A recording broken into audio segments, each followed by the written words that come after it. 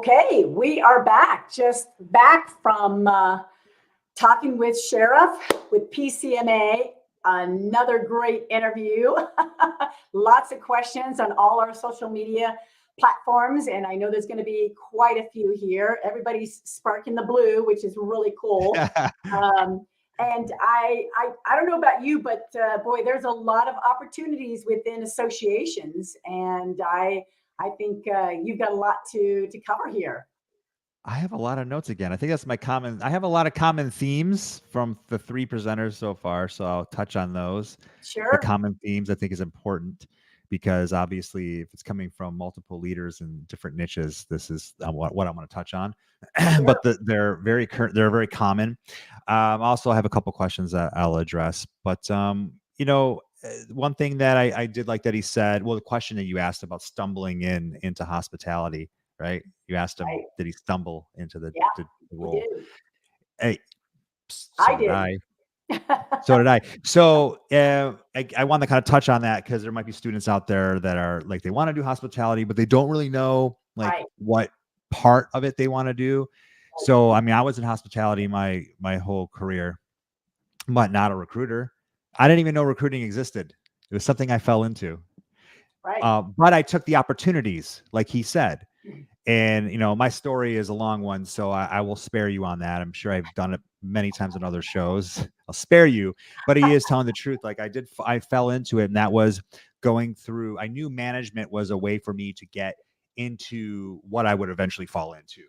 So I went the operations route, and I went into management, and then I fell into HR and recruiting, and then I've been in it for 20 plus years. But so that was a good point that that he brought up in the question that you asked. He also talked about focusing on the next generation of leaders and ways that and angles that they're trying to give to the new students in the future of hospitality. And the current theme that I'm seeing is getting involved. So scholarships, student chapters, groups, resources for mentorships and support, and quote, all it takes is to ask, end quote. Yeah. And many are intimidated to ask. Current theme, right? And there's over 17 different chapters for PCMA from not only here in the States, but Canada and Mexico. So if there's one nearby, or, just Google it, of course, and go attend one, see what it's like. That theme, though, is back to the going out there. Networking. Being the captain of your ship. He said another theme, quote, so many avenues to grow your career and to, quote, be a sponge and a voracious learner, end quote, right? Find your niche, gobble it up, voracious, look it up, gobbling it up, eating it up, devouring learning. And it will happen. It's not going to happen overnight. So like those of you who want instant success, it's not going to happen. You have to put in the work, roll up your sleeves, get in there and try and learn, but you will find it. I mean, again, I found headhunting and recruiting the way I never thought I would, and that was through operations and management. But another current theme, he said, quote, put yourself out there, end quote. Nothing wrong with falling on your face was another one he said. I talked earlier about my YouTube channel in the first video. My daughter, for those of you who don't know, she does figure skating and Brazilian Jiu-Jitsu. And the two things that are common in those two sports to be better are to fall. Well, one is to fall in figure skating, right? You have to fall or you're not going to be comfortable. You'll be too tense. You're not going to be able to land the jumps and do the moves in figure skating. And in Brazilian Jiu-Jitsu, you have to tap. And if you don't know what tapping means, that means being submitted when you're being choked or your arm is hurt. And that is a good analogy, period, for just life. It's okay to tap. It's okay to fall.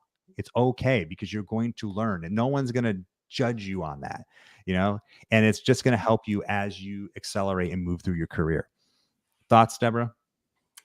Yeah, no, I totally agree with that. And the other thing that I love about that is because people can associate with that because everybody starts with sports eventually. So I always go to sports. And it's like the easiest analogy, right? But it's true.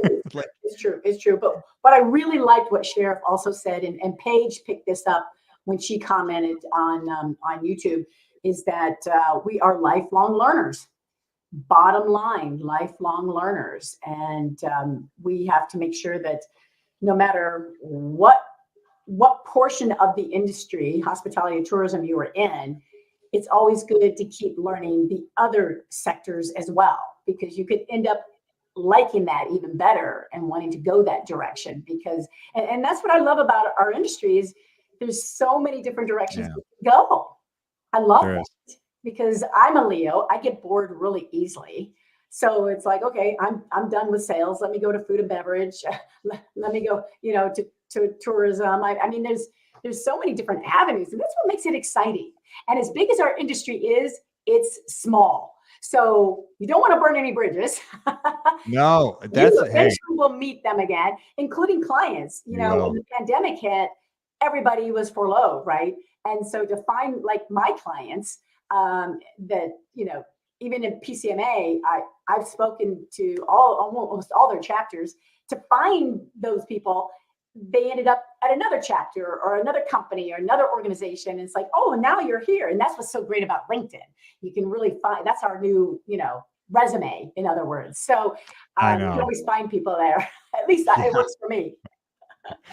There's so many people that I feel like I know and I've never met in person. Right. Like Peter Ritchie from FAU.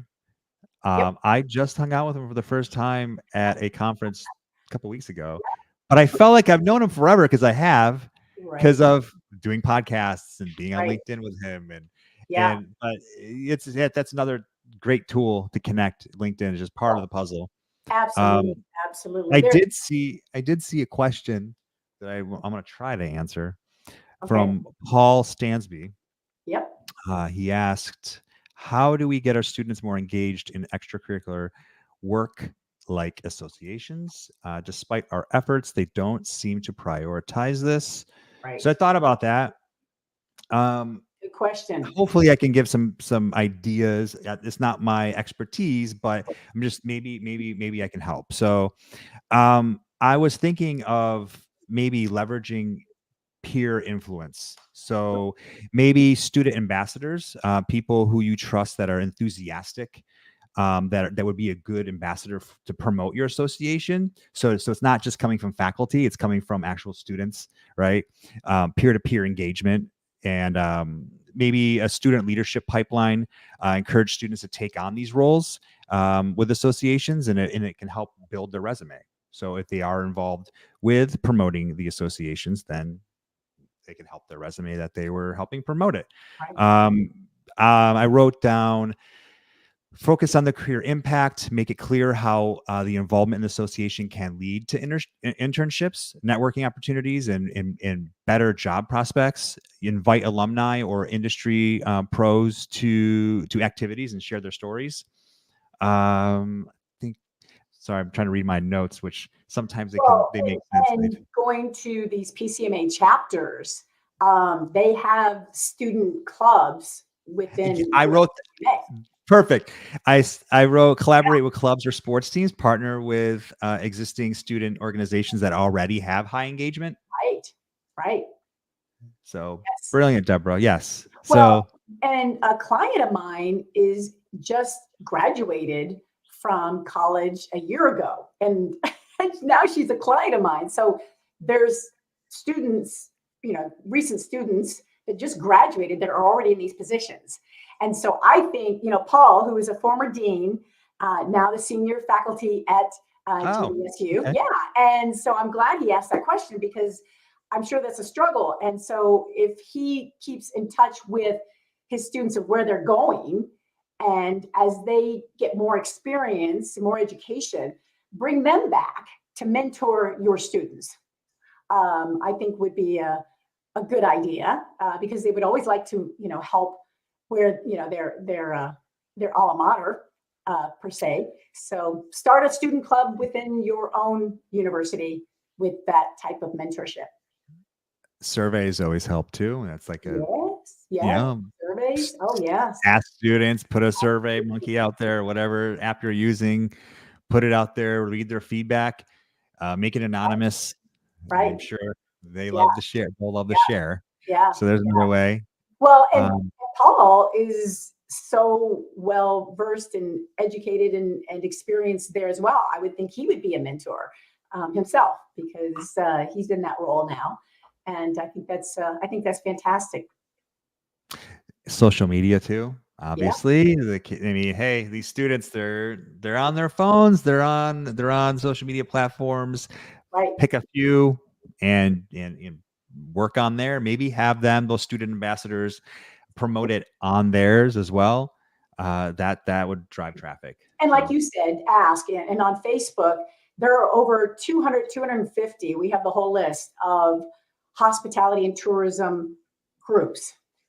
There's tons and tons. All you have to do is get on Facebook and plug hospitality and tourism, and they'll pop up all over the world, all over the world.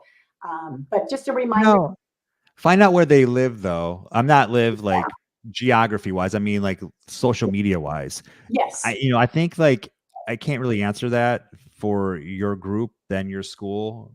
I'm not like I think that would be something you can find out in a survey. Like, what is your favorite social media app, and find us. Are they on Insta? Are they on TikTok? right, Are they? I don't know where they are. So right. find out where they're at and meet them there Yeah, and promote there. yeah. You have to be proactive for sure. Proactive, and always watch our channel on LinkedIn, Facebook, and YouTube. Hospitality Today Live. I think we have somebody asking that. So we're all over the place. So just look at Hospitality Today Live. You can always meet people that we are interviewing here, like you, Jeremy. So they can always turn to you as well for questions. But I think the themes that we're seeing here are definitely going across the board this morning, and I feel like we're just keep on beating on this putting yourself out there thing. But I actually brought that up before the first video, before we even played the first interview. It's important. Was to get past being behind the screen and getting Yeah. out there and it's a constant theme. So hopefully those that are watching are taking that advice and writing it down and coming Even up if with there's job fairs in the hospitality and tourism, just because they're there, the recruiters are there to meet you, does not mean that they're going to follow up with you. They need to know that you're going to be aggressive and you're going to show them your interest. So you can't just, like you said earlier, don't sit back and wait for things to happen. Even Sheriff said that. You can't just, sit back. You gotta get out there and make it happen for you. So yeah, you're right. This is kind of the running theme, and I think that's fantastic because I think it's a lesson that I think was actually a misperception in the new generation today. But back to the old school. there's a lot of old school ways coming back in, like the like the phone now I think is like, I think for me, texting and emailing, it just hiding behind that. You gotta get your voice or your face in front of somebody. How many times do I get emails? I don't know who it is or what it is. You're cautious of spam. I don't want to click on things. Texts are coming through with like the automated, hit reply with stop, right? Like all it's just feeding us so much that if I get a voicemail referencing the email or the text, right. that right there is going to catapult my pace and my speed to call that person back. But you know what, So, if you really want to stand out in this industry, literally want to stand out, when people zig, you got to zag. That's my whole motto. When people zig, I zag. you gotta. As many times as people email, text, you know what I do? I pick up the phone. Yeah. Hello. And I know, especially students today don't want to do that. But if you want to stand out, don't zig. I know. Zag. What's the zag? What do you want to do differently? I think I would be blown away if I was a client and a student called me. I mean, even with these leaders that we're watching right now, call them. I know. Flabbergasted. You know what they're thinking though? What? You know what they're thinking? They're nervous. Like, what am I going to say? So I can help you with. I can help you with that. You picking up the phone and your voice. Right. Having a So conversation. if you're nervous, those of you who are nervous right now, I'm talking to you that don't want to do that first call. Right. Pick your phone up and leave a voice memo over and over to yourself. Listen, just write. I know it's a script. Just write a basic script down and do it 20 times and listen to yourself. Yeah. And you will hear your candor, the inflections in your voice, the words. You might say too much. You might say you know too much. You'll catch it. You'll hear it. Yeah. Listen to yourself over and over and over again. Yeah. After 20 times of hearing that voicemail, you'll find your own flow. You'll fix the words that don't feel natural. Then you'll make your first few phone calls. You'll be nervous, and then you're fine. Yeah, you will be. Well, okay, so we're going to go into our next interview. And this time I want to put up some information. If you are not watching from Grand Valley State University and you are interested, please call the program director, Kristen Jack. She's fabulous and she is waiting for your call or email. But again, we're talking about call me, call me. I think that would be the best way. So if you are interested, even to talk about the hospitality and tourism management program there, please contact her. Or if you have additional questions, I know she would be delighted to hear from you. So just wanted to put that out there. We'll be putting this up a couple times. Other than that, people can get a hold of you, Jeremy. What's your YouTube channel before we hop off? Mine, super simple. It's my name. There you go. Jeremy Nichols. Perfect. Like I made it so simple. Perfect. Yeah. I love it. Okay, so this is a surprise. We are going to go on to the next one. We look forward to seeing you on the recap. And my goodness, let's keep this day rolling and wear your blue proudly. Here in beautiful Michigan, it's time to start your hospitality and tourism career because there's no better time to put on a performance, to get in the game, to teach the next generation, to create an experience, to spice things up, to pour happiness. So what are you waiting for?